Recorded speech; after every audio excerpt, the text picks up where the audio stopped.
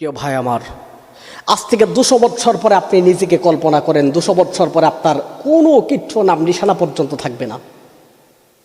আপনি হয়তো আপনার বাবার কবর কোথায় সেটা জানেন, দাদার কবর কোথায় সেটা জানেন, তার বাবার কবর কোথায় সেটা জানেন, তার বাবার কবর কোথায় আপনি সেটা জানেন না।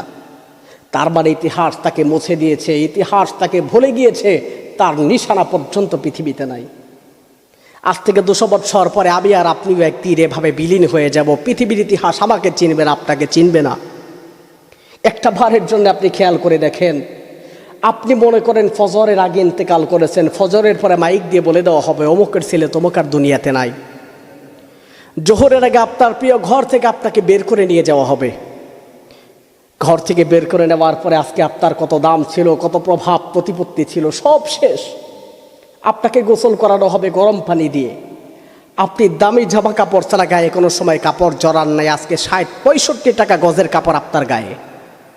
অন্য দিন সবাই আপনার জন্য পাগলামি করেছে আপনার হাসি মুখ দেখার জন্যে।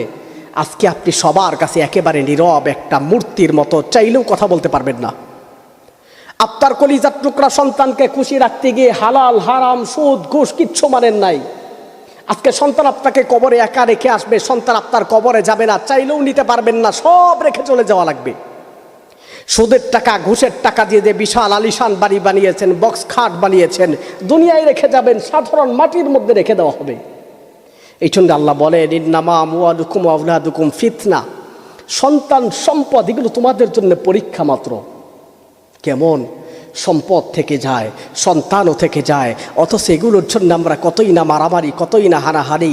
এই সন্তানকে খুশি করতে গিয়ে সম্পদ উপার্জন করলেন, দুটোই দুনিয়াতে রয়ে গেল, কবরে একা চলে গেলেন, অথচ এগুলোর জন্য আপনাকে হিসাবের কাঠগড়ায় দাঁড়ানো লাগবে।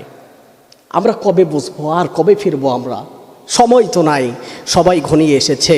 এই জন্য মোহতারাম ভাই ও দোস্ত বুজুর্গ, দিনের পথে সর্বদা অটল আর অবিচল থাকেন। সন্তান সম্পদ এগুলো তো লাগবেই লাগবে, কিন্তু এগুলোর সাথে জড়িয়ে আমরা যেন আমাদের আখিরাতকে বিনষ্ট না করি।